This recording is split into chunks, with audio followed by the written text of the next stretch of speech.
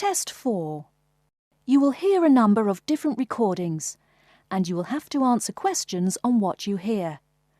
There will be time for you to read the instructions and questions, and you will have a chance to check your work.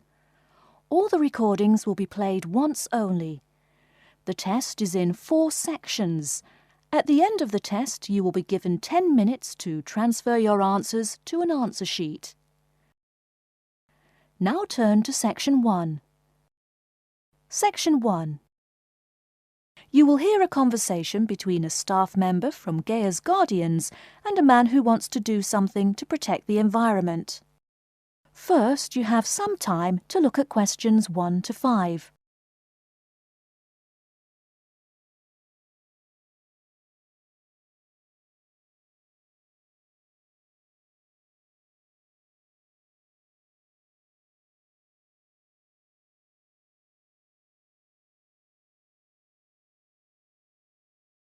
Now we shall begin. You should answer the questions as you listen, because you will not hear the recording a second time. Listen carefully and answer questions 1 to 5. Hello, how may I help you? Well, I've been seeing these yellow boxes in front of a lot of houses in my neighborhood. Just wondered what they were for. I noticed your phone number on all of them, so I called. Could you tell me about your business? We do recycling, but we're not a business. Gaia's Guardians is a non-profit group. We encourage recycling as a way of protecting the environment. I don't know. I mean, it is a good idea, but I really don't read the newspaper every day or anything. And we don't come collect newspapers every day. In fact, we only do pickups every other week. Oh, well, then maybe I could help. I mean, in my neighborhood there's too much rubbish lying around everywhere. I'd like to help out, I guess. That's great, sir. You're doing the right thing. Okay, I need to get your contact information. What's your name, please? Peter Wisrow. Peter, how do you spell your last name? W-I-S-R-O-W? No, actually, it's W-I-S-R-O-U-G-H. Oh, I'm sorry. I'm a terrible speller. You're a good speller. It's just that my family are terrible pronouncers. You're quite a card, Peter. Okay, now what's your address? Number 168 Bridge Road. That's here in London. How about if I have any questions? I'm sending you a copy of our booklet too. The booklet has our phone number and our email address, helpline@blackcat.com. That's HELPLINE @BLACKCAT.com. But I nearly forgot to ask, what's your postcode? BS9 7PU. PS97BU? No, that's B as in boy, S9 7P as in Peter, U.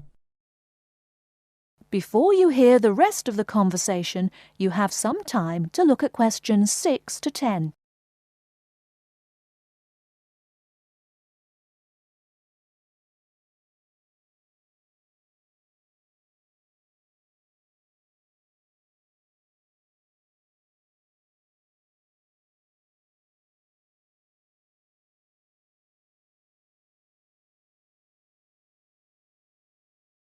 Now listen and answer questions 6 to 10. So I'm guessing those yellow boxes I saw are for recycled newspapers. Yes, that is correct, and it's free of charge. Wow, that's good news. Do you recycle anything besides newspaper? Oh yes, we recycle most everything. Glass, plastic, paper. Oh, so I can put like glass and plastic bottles in the box. Sorry again. Things like that you have to bring to our collection centre. And where is that? Our main centre isn't that far from you. It's actually right on the east side of Central Park. That new blue building? That's the one. Cool. Hey, what's with all those different colored boxes outside that place? Oh, that's for the different materials we recycle. The blue is for metal, the green is for glass and plastics, and the yellow, of course, is for paper. Okay, I'll try and manage to keep all that straight. Oh, no need. They're each labelled. Great. So which one would I put magazines in? Actually, they don't go in any of the bins. Unfortunately, magazines can't be recycled because of the material they're made of. It's such a waste. So, would you be interested in volunteering? I'll think about it. Could you send me some more info? Absolutely. Along with the newspaper box, I'll be sending you our booklet, Savvy. That is SAVVY. It tells you about what you can do to protect the environment in your daily life. Plus, it lists things you can do as a volunteer with our group. Hey, that's cool. Thanks. My pleasure. Do you have any other questions or concerns? Nope, that's it. That is the end of Section 1. You now have half a minute to check your answers.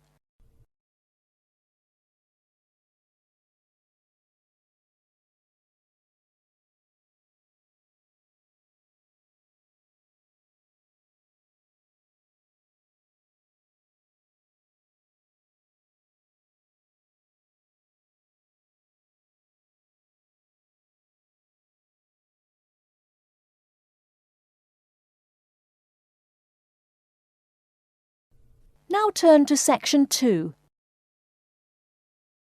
Section 2. You'll hear an introduction about how to make a resume and apply for a job. First, you have some time to look at questions 11 to 17.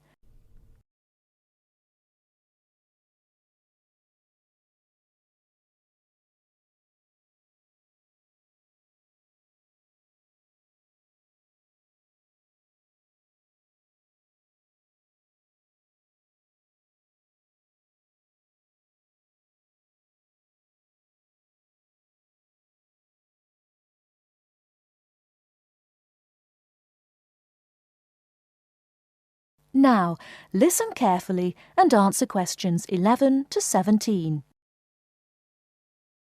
Welcome everyone to today's seminar on CV and interview skills.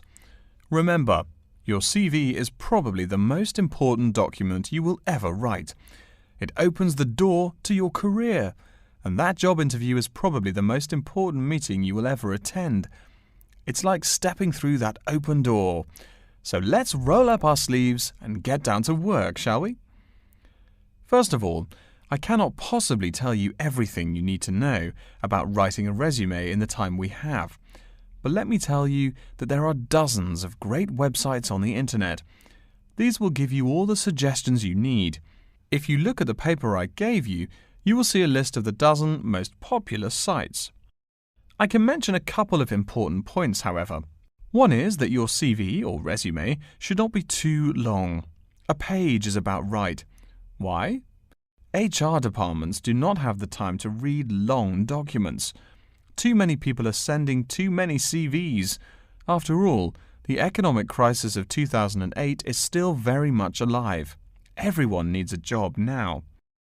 No matter how short you make that resume, though, you do not want to forget to tell HR how to contact your references. References are people who will give you a recommendation for a job. That's usually an ex-boss or a professor who knows you well. Do not use relatives. I don't care how much your mum loves you. Also, when you send that CV, be sure to include a typed cover letter. A cover letter is a letter where you basically are asking for a job. It's like introducing yourself. Make it brief. The real information about you is on that CV of yours, and please make sure the letter is typed. It doesn't matter if your handwriting is beautiful or not.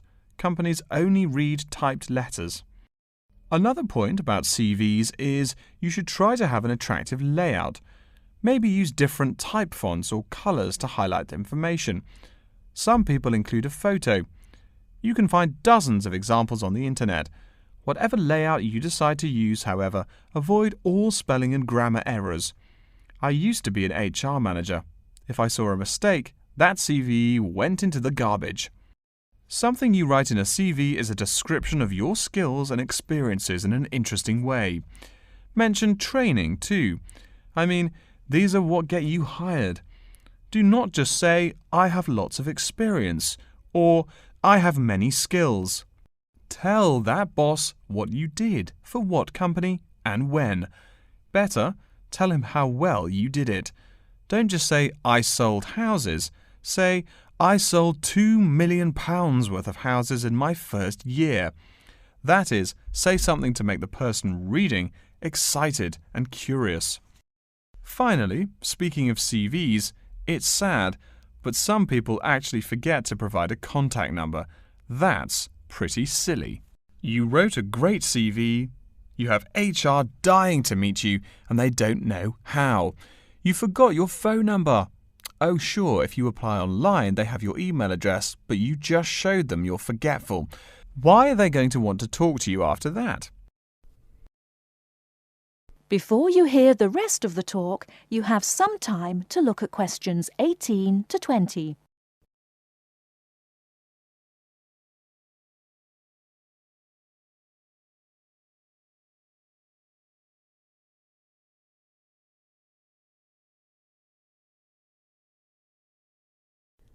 Now listen and answer questions 18 to 20.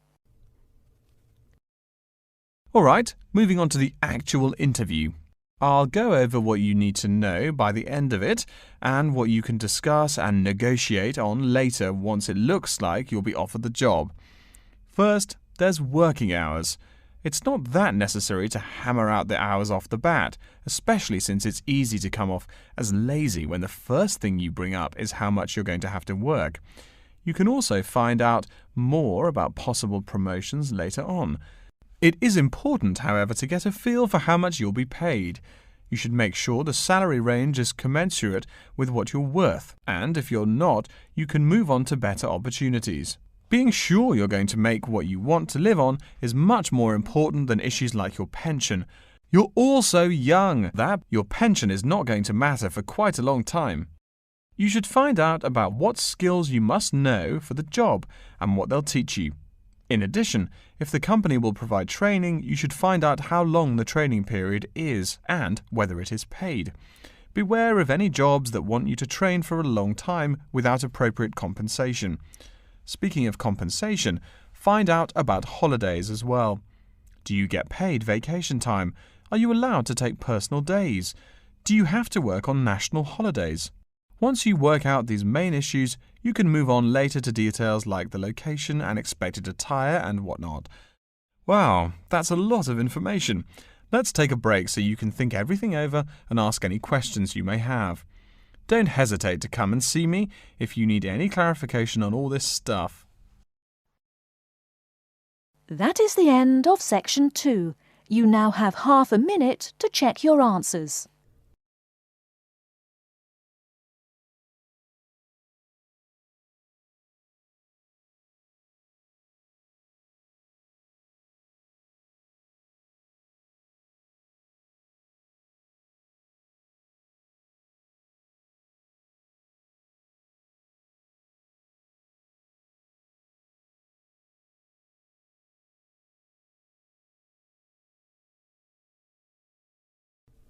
Now turn to section 3.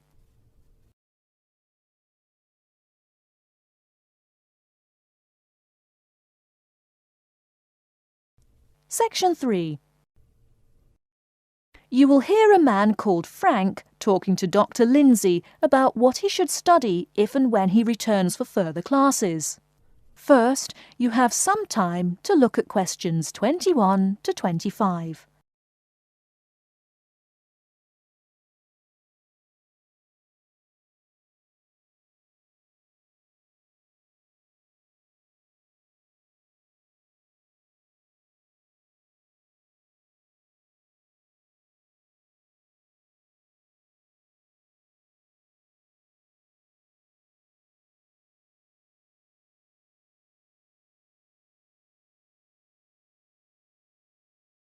Now listen carefully and answer questions 21 to 25. Hello, are you Dr. Lindsay, the returning student's advisor? Yes, that's right. Are you Frank? Your appointment wasn't until 2, but that's okay. Please come in and have a seat. Thanks. I like to arrive early whenever I have anything to do. That's certainly a praiseworthy habit. Let me see. It looks like you've taken a long break from school, and I understand you wanted to have a chat about what you should study if and when you return for further classes. It's such a big challenge. I don't know if I'm crazy for doing this or not. Believe it or not, I know exactly what you mean. Before I began working here at the university, I taught primary school for nearly 10 years. It takes a lot of courage to go back to school. I feel more shy and scared than the primary students I teach. In the schools I taught, I found today's youngsters are very sure of themselves. In terms of intelligence, I have a lot to teach them, and the maturity level of much of my class leaves something to be desired. But in terms of confidence, wow, a lot more confident than I am now, that's for sure. Stop fretting. A brave man is a coward who refuses to run. Let's talk about your strong points. You seem an intelligent man. What is it you would like to study? You see, I've been teaching children for a few years, but I think I'm happier teaching adults. I think teaching students in middle school is much more satisfying because they end up being much more grateful for your work. If I may ask, what got you interested in teaching adults? A lot of things, I guess. I met my future wife back in my first year of college. She always complains that I was more interesting then. She says that now I talk like I'm 7 years old.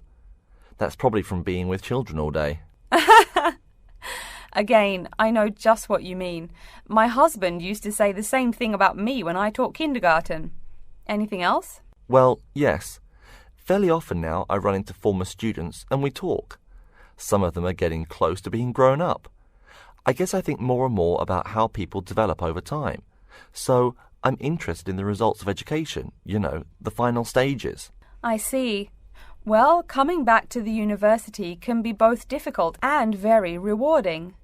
There are some problems unique to returning students, older students like yourself. What do you think is your greatest weakness? Well, I actually think my confidence is getting better.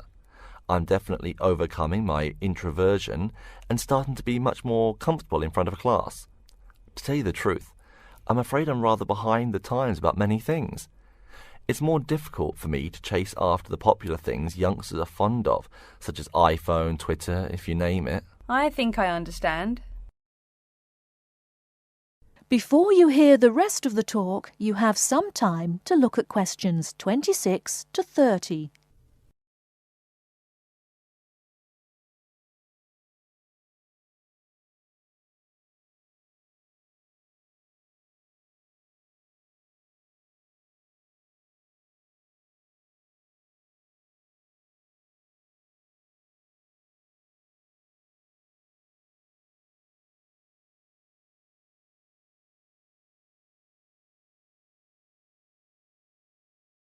Now listen and answer questions 26 to 30.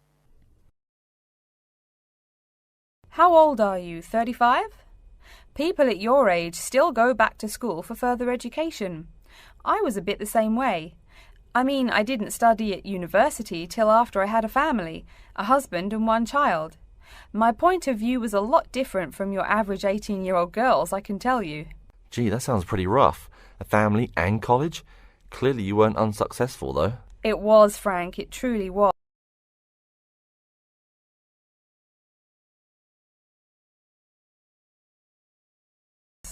My first term at school was extremely stressful. But, excuse me, you're not here to listen to my life story. We're talking about your plans. Is there anything unique I should know about you or your past experience or plans? I'm afraid not. There is nothing interesting about my career or plans. It's really not too impressive. Now, I forbid you to talk like that. This is your one life, and if you're not interested, why bother living it? Don't be so humble, Frank. Okay. My wife says I'm a wimp. Let's talk about your dreams a bit. You want to teach adults, you said. What would you like to teach them? Well, when I first came to college, I really liked languages and literature. A lot of people have told me that for practical reasons, it would be more rewarding to choose business management as my major. But I made up my mind to study liberal arts once I got the idea of going back to school. I must say it's refreshing to meet someone who knows there's more to an education than computers and finance. Let's have a look at the university course catalogue. Excuse me, Dr. Lindsay, before we do that, could I maybe ask you some questions about changes in university life?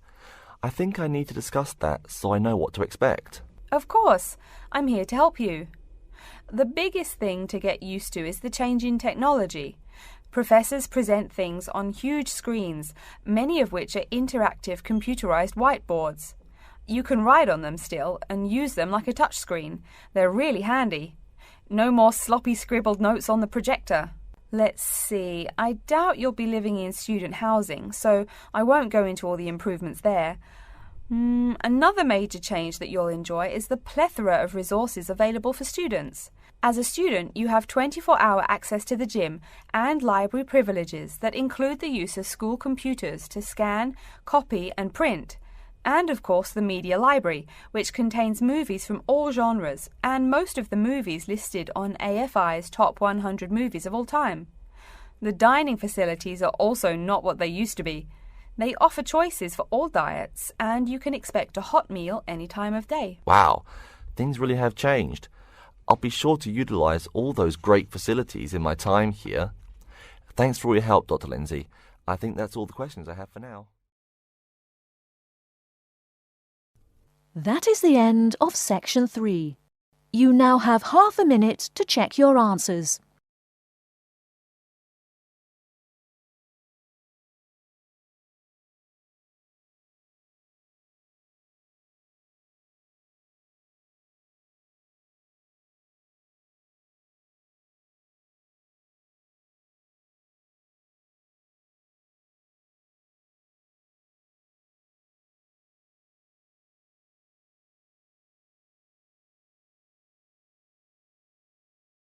Now turn to Section 4. Section 4. You will hear an introduction about the curriculum and facilities of Wasamata University. First, you have some time to look at questions 31 to 40.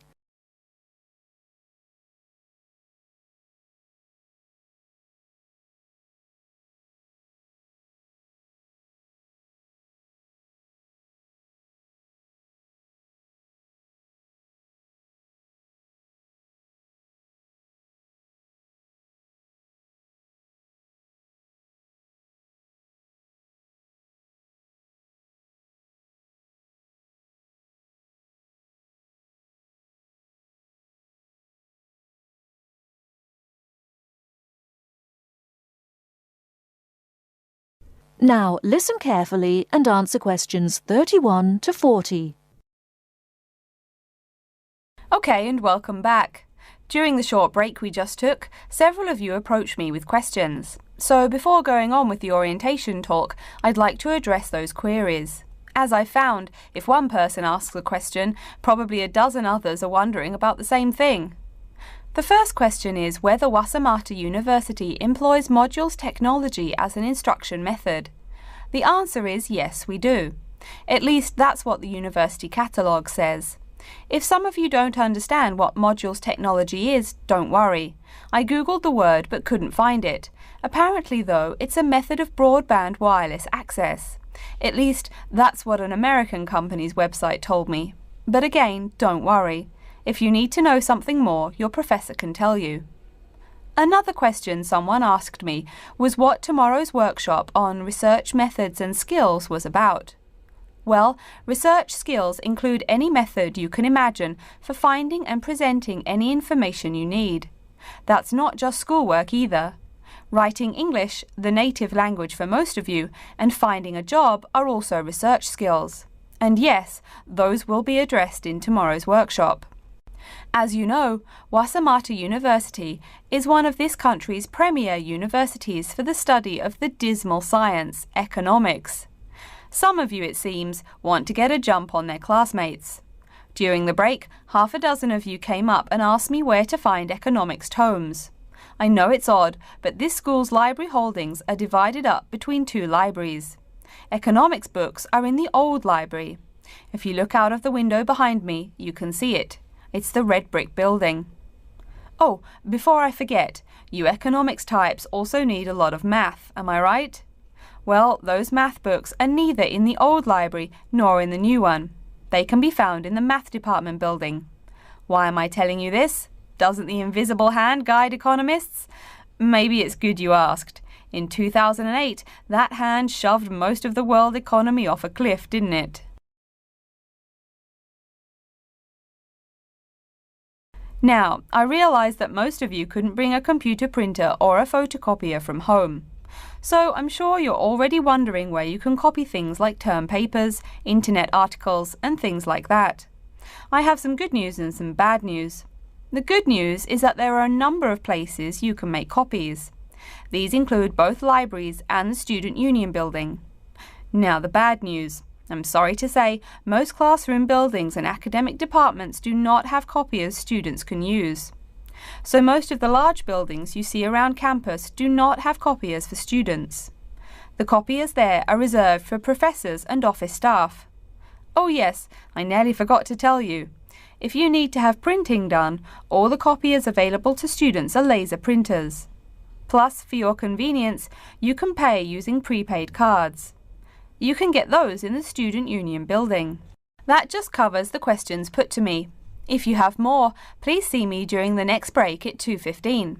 Right now, though, I'd like to start to give you a rundown on the various facilities here on campus. That way you won't get lost so easily in the weeks to come.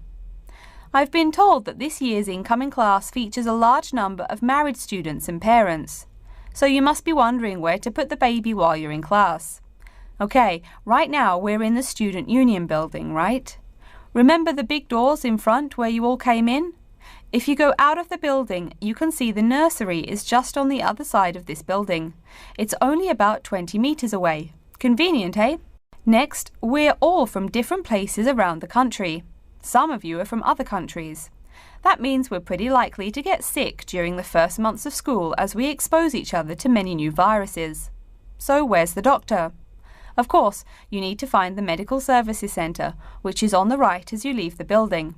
Remember, that's the second building on the right. And if you look out of that window, you can see a lot of antenna and satellite dishes on the roof. So that's what we call the Media Centre. Yeah, I know, I think it's confusing too. The Media Centre is next to the Medical Centre. The chairwoman of the journalism school on the first floor doesn't like it when people who wander in there mistake her for a nurse. Chances are you'll have at least one math class while you're here. That red building there, just outside to the left, is the Math Department building. I know, it looks about as old as the subject of math, but I assure you that the inside is equipped with state-of-the-art classroom equipment, including interactive chalkboards and surround sound in every room. Oh, can you see the back building there? Yes, behind the Media Centre. Quite new, isn't it? That's the new library, just decorated. They're back to back, you might say. If you look just to the left of it at the lower, older-looking building, you'll find the old library. It's nice and quiet, perfect for those marathon study sessions during exam week. Since the weather is so nice, why don't we stop looking at our maps, but go for a walk around the campus? That is the end of Section 4. You now have half a minute to check your answers.